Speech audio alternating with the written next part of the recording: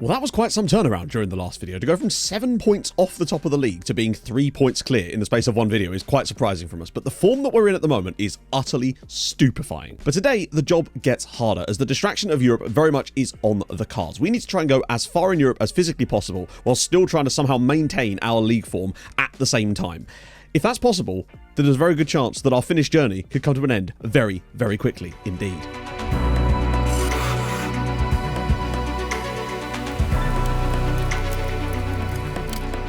As always though, if you have been enjoying the series, drop a like on the video. That would be truly fantastic, and I hope you're having a lovely day. So there's 6 games left in the first stage, and obviously the 5 games remaining beyond that. And I actually forgot that. I for some reason thought that it was 27 games and then some extra matches. So actually, there's only literally 11 matches left this season. We're well over the halfway point and looking incredibly good. Now, a win against FC Turku today would be an extremely good result for us in keeping that league running. After all, they are 3rd in the league. They're no mugs, but I still think we're just that little bit better than them. HJK have an easy tie today. Then again, they've buggered up worse games, and so do SJK too in the grand scheme of things. So we need to try to stay with the pace and keep this unbeaten run going. It's up to 11 games now. But before that, I just wanted to share this incredible tweet that I was sent by Ash over on Twitter. Call it when he spots an Onyx Wasp. It just absolutely did me because it was so close to when this actually happened. Man, there will be more story stuff coming as well. It's just with the save going on for as long as it did, I didn't actually realize it would be as long as this, and thus I've had to ration story stuff out way more than I had towards the start of the video, so I do apologise for that. It will be back, don't worry. As for us today, this is going to take some swiveling, I suspect. I think that's what we're going to have to go with. Miller Afonso is going to have to drop out. Other players are going to have to stay in the squad just because of fitness levels and also to meet certain requirements. So it's not ideal, but at least with the likes of, Pekka Nyberg on the bench, we can bring him on for Adams or Matthew at certain times. Probably Adams, let's be honest. I've also had requests for the tactic download again, so I'm going to put a link in the description to an updated version of the tactic that's got all the new stuff built into it as well. I'll give you like a Steam link as well as a Mediafire link, depending on how you want to do sort of stuff. If you do download the tactic and use it, do get in touch with some feedback and let me know how it worked for you. I'm curious because I'm going to be making a video about it at some point within the next few weeks. And as requested in the last video, we're going to be having a little look at some of the former players of the save as we go along today as well. Obviously, there's quite a few requests, so if you've got any more as well, drop them in the comments. I'll try to get to them, but I do have a big list to my left, and we're going to get through a few in each of the next few episodes. But yes, Mattias Johansson, our star penalty saver from the Tromsø days.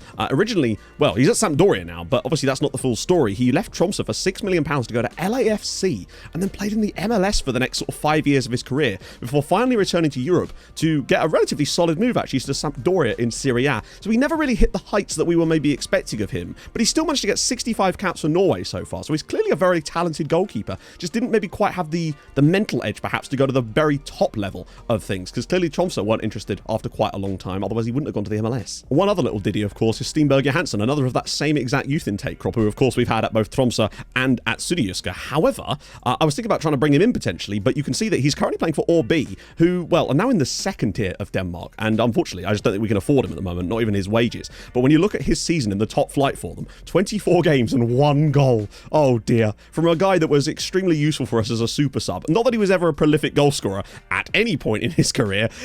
It's still sad to see him only get 1 in 24. That must have been substitute appearances, right? Yeah, okay, so only 1 of those was an actual start. 23 of those were off the bench. He just is the ultimate super sub, is Big Steiny. This is big for us. This is huge for us. We just need to... Why? I love that one player that always takes a really early U-turn. He's like, I'm getting to this line before anyone else. Screw all y'all. So off we go. Azika in the midfield for us today. Obviously not playing as the as the attacking midfielder today. He's just going standard playmaker role.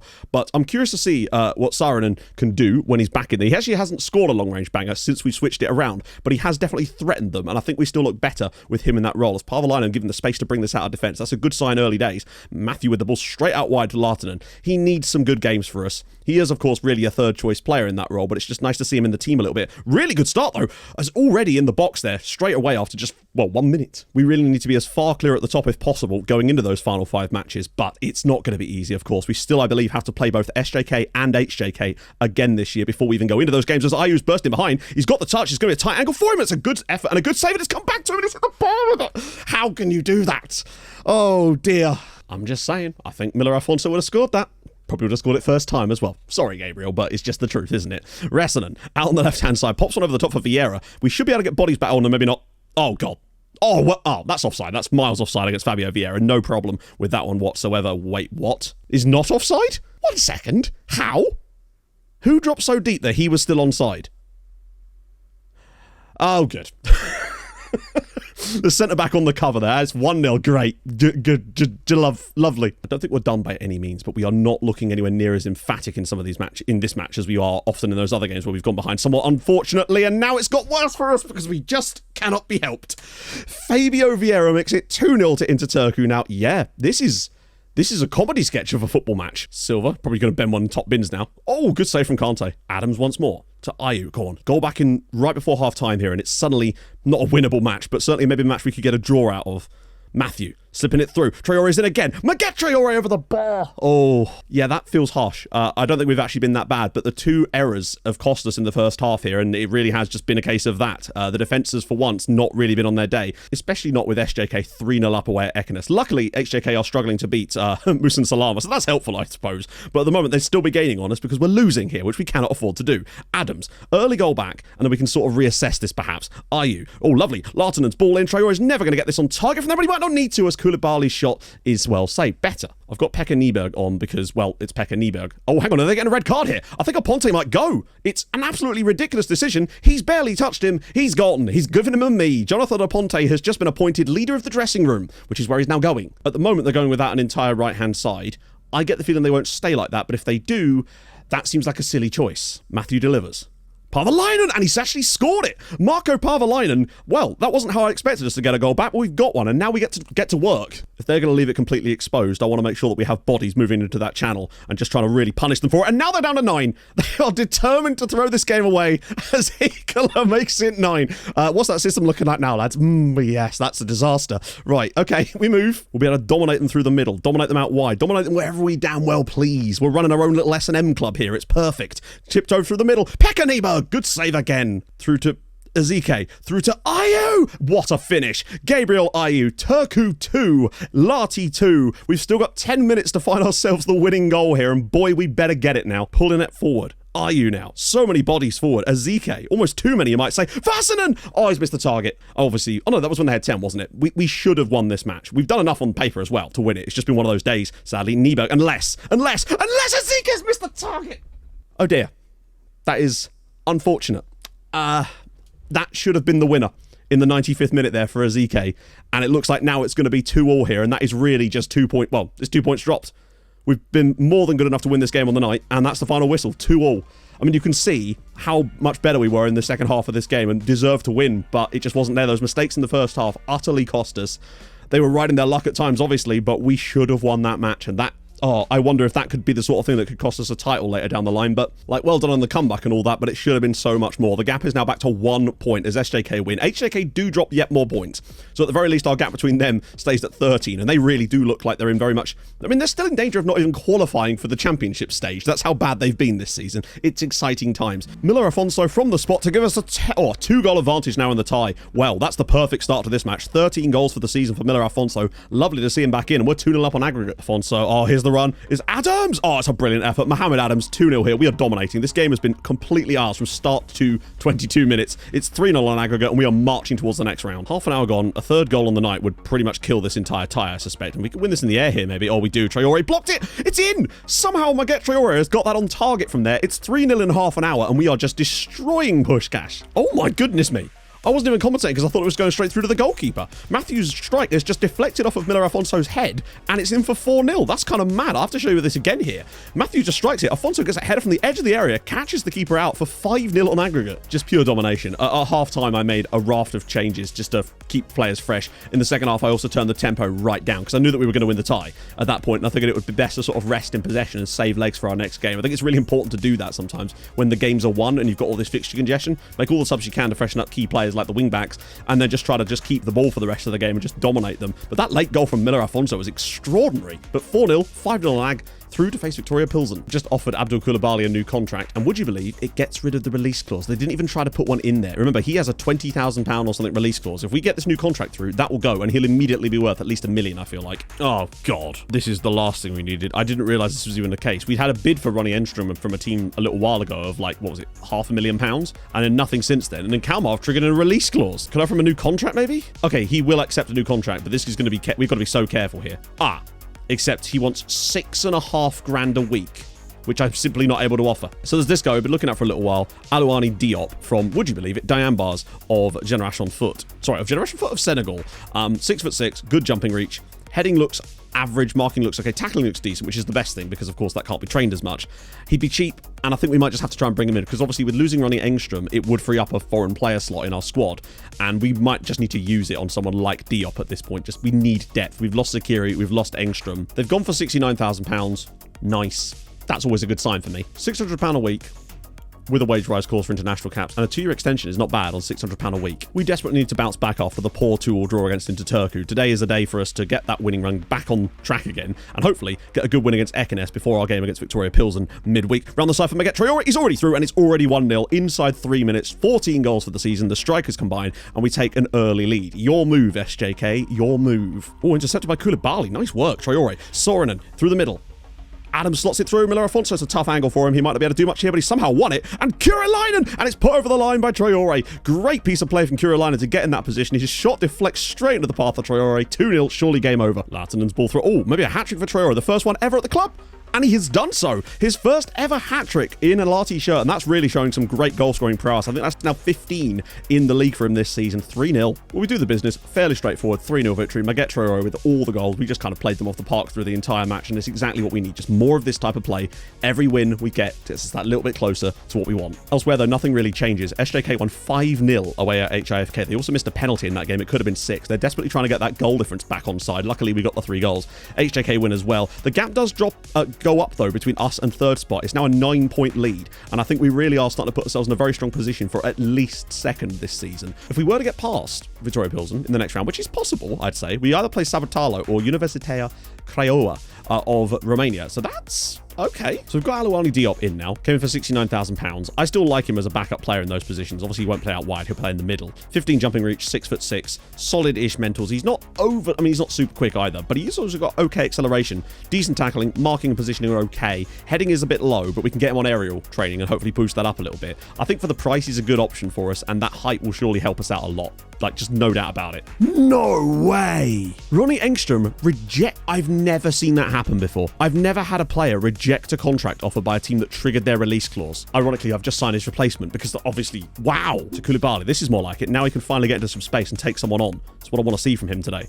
Koulibaly driving towards the defense. Adams! And it's in the back of the net. Mohamed Adams makes the run. Koulibaly, first real action of the game for him that he's done anything. Victoria Pilsen 0. Lati 1. I feel like if we get through, we've got a great chance. Oh, lots more runs for the middle for us here. Despite the congestion, we're still finding spaces. Traore could slip it through for someone himself. Maybe go for goal. And he has done, and he scored. It's 2-0. Traore, 17 goals this year. I said I wanted 20 out of him. I don't think we've got to worry about that. I think we've got to worry more about the 25 mark. Matthews scoops a beautiful pass into the path of Kyrilainen. Takes it very short for Afonso. Ball across, and it's...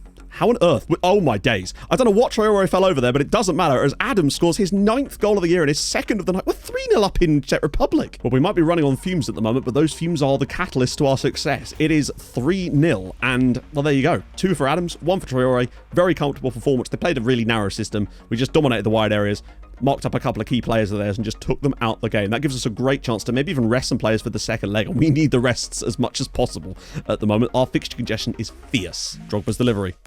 Cleared. Penalty? Are you kidding me? Oh my god, the penalties in this league, man, are ridiculous. Rashidi from the spot. And insane. Conte has saved a penalty now against both SJK and HJK. What a machine of a man. Flying down the right now for SJK. Scoops across in. Headed on target. Oh, you've got to be kidding me. We save the penalty, and then from the exact same passage of play, go behind anyway. All of Conte's work was for nothing there because we couldn't keep the ball for 5 seconds. Got Nibel. Here we go. Are you? Need the runner. Here we go. Vassanen's in again. He's dicked the goalkeeper for 1-1. Mikko Vassanen off the bench to pull out an unbelievably important equaliser in the title race. We've been getting battered today, and we found an equaliser. Well done, lads. I mean, you can see towards the end, actually, that we did fully come back into this. Some halftime changes I made were, in the end, actually ended up going... turned off workball in the box, went shoot on sight and play for set pieces, and it just went through the middle, and we were dumping balls over the top for Vassanen to chase, and it just broke through them several times there. Now, obviously, still very fortunate with the penalty save, but we did concede off the same play. But to get away with a 1-1 draw against SJK again, or no, it was HJK, wasn't it, is absolutely stunning from us there, because we need that. It keeps us top of the league, and that's really the main factor. If we'd have lost that, obviously this chart is wrong. They had way more than that. This seems to have not included the penalty for some reason. But without that, yeah, it was still a game that they should have won. But in the second second half, we came roaring back into this, and Vassanen's just pulled out a huge goal for us. Saarinen, Ayew, runners coming now. Adams is one of them, goes for goal, and he scored 10 goals this season for Mohamed Adams. We're playing on the lowest possible tempo and passing directness today, just to rest in possession for the whole match, and we've somehow still taken the lead. 1-0. Keppel, oh, Fiala's through, and there is a goal back for Victoria Pilsen. Right at the start of the second half, 4-1 on aggregate. Well, 1-1 in the end. I mean, like I said, from the very start of this match, we've had the lowest tempo, the lowest shot passing directness. Just the idea was to basically make any players that were on the pitch have to play relatively slow, keep possession, just try and frustrate them, and that's basically what we did for the full game. So we'll take that. 1-0, 4-1, through we go. Diop does well to keep that ball in play, actually. Lartanen driving forward again, loads of bodies in there, and it's Miller Alfonso, and it's 1-0 FC Lahti again. 15th goal of the season for him. We needed this early goal to make our dominant possession count. Come on. Alfonso, here's the run for Traore. There we go. Can't get out of his feet. It's going to be a tough chance for him to score. Oh, he's gone past him. Wow.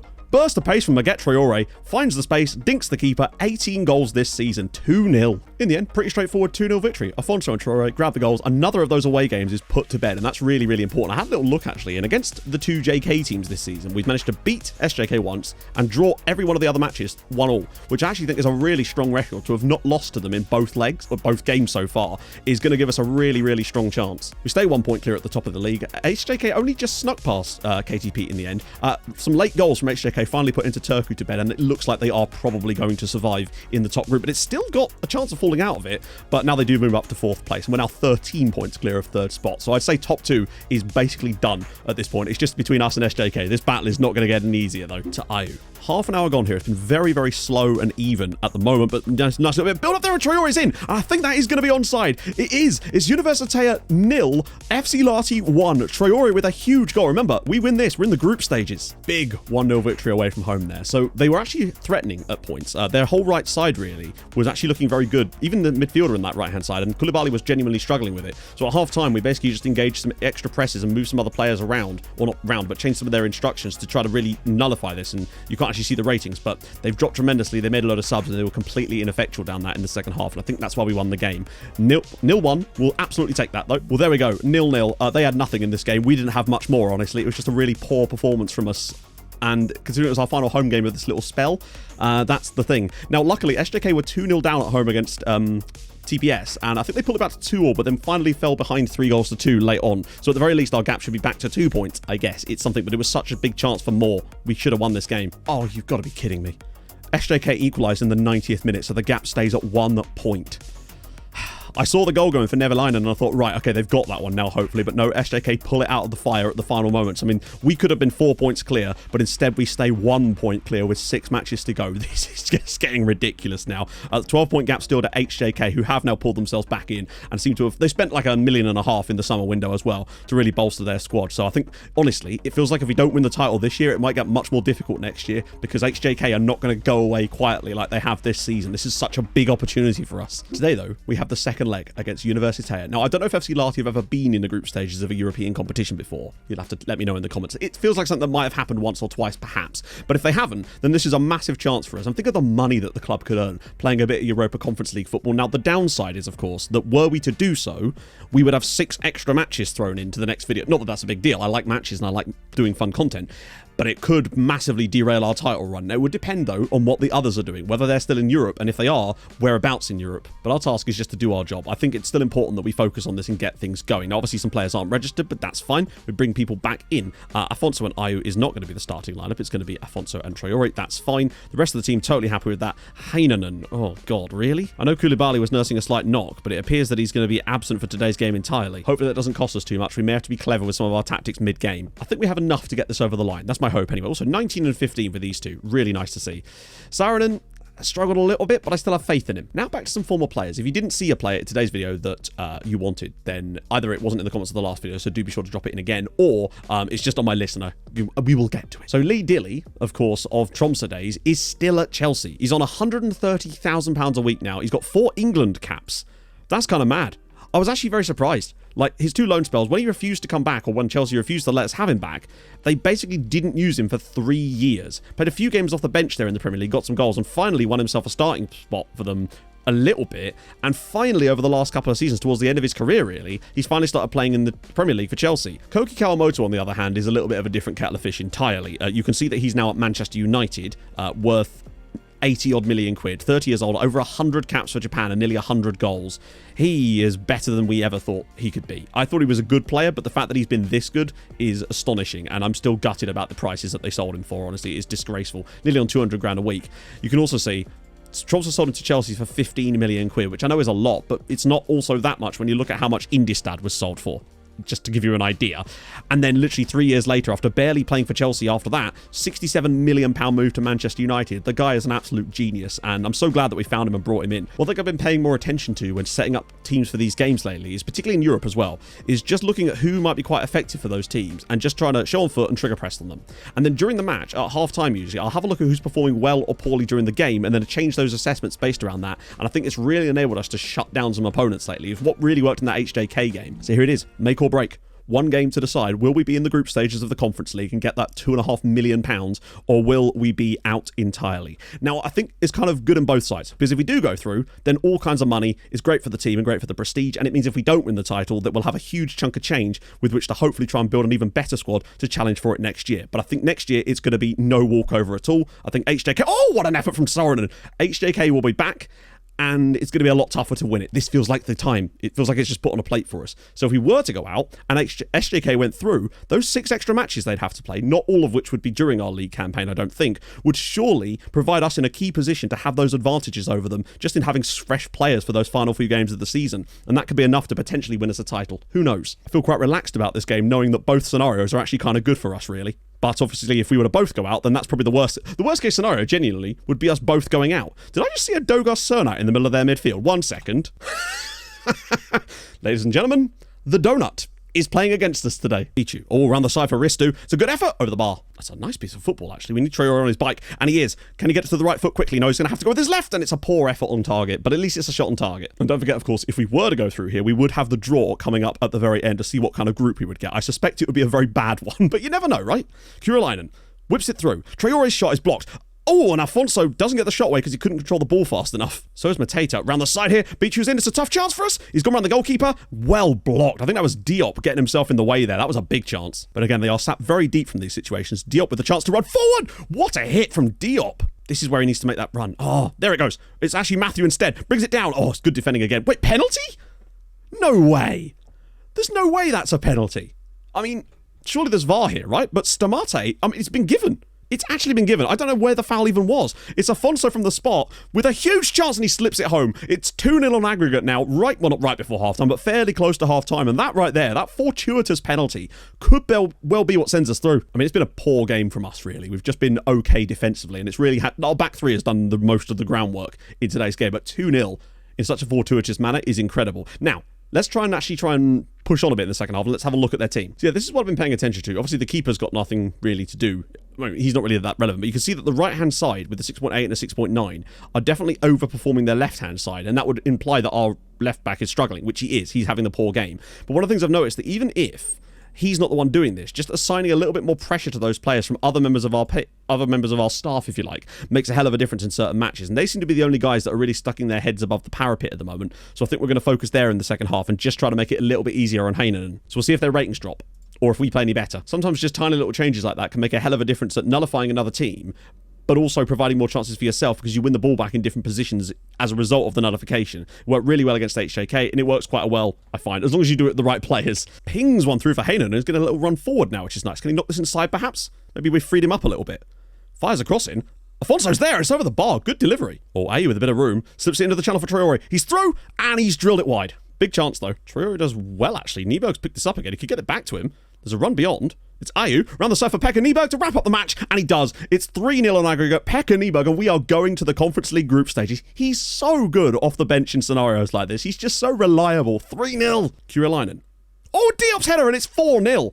4-0 on aggregate. We really have taken control in this second half, as I was hoping we would do. There we go. It was looking tetchy at one point in this game, but now that it's 3-0 on the night, 4-0 on aggregate, we're cruising through to the group stages, and just those little tweaks that we made. You can see that Heinonen's performance-wise has massively improved. He ended up on a 6.9. Now, we get a little clean sheet bonus with that too, but he was already up to a 6.6 before that. And one of the things I think that changed in the second half is, although their right side didn't seem to lose too much rain, they didn't gain any more, But what it also seemed to do is we were winning the ball in different positions. They were no longer able to dominate down that right-hand side. And more importantly, it then freed up Heinonen to have more involvement in the attacking play. And he was able to put in a couple of key crosses and key passes, which really helped him in that second half. And you can see how much better we were in the second period there. Just really, really took control of that match. Great result. Right, onto the draw. 2.49 million quid. You love to see it. We're 4th seed. We expected that.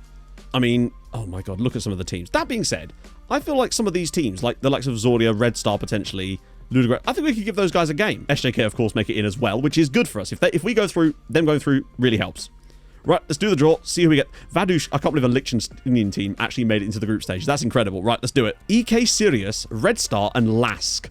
Honestly, that isn't a bad group by any means. That feels like a group that we could actually compete in. We've avoided all of like the massive sides. Oh, we could have a bit of fun there. What about SJK? Are they going to get dicked on? Kinda no, honestly. It looks quite good for Finland, to be honest. So, we get to start things off next time against TPS. There's only 5 matches in the league after that, but we're also going to have, so 6 league games, 6 European matches coming up to finish off the season next time around. That is going to be a long one, but it's still going to be extremely fun indeed. I don't know how long those matches are going to interfere with, though. Let's just see. 18th of October was the final game last year. So, in theory, our league season will finish after the first 2 European games have played. So, they won't interfere too much, which is kind of good. I think we're unlikely to be involved in any of the playoff stuff, which is good as well. So, there will just be a run where we get to play 4 straight European games, be fully fresh for them. I don't know. I feel like we could maybe get out of this group, But needless to say, that's all for next video. I'm excited about that now with the title race. This has been a fun time, and we still haven't lost in 22 matches. So if you have enjoyed this, and I really hope you have, drop a like. That'd be fantastic. If you're new to the channel, subscribe. That'd be lovely as well. I stream on Twitch Tuesdays, Thursdays, and Saturdays. Big episode tomorrow over there as well. So I'll see you there soon. Thank you so much for joining me today. Hold your gun. Capybara. Bye-bye.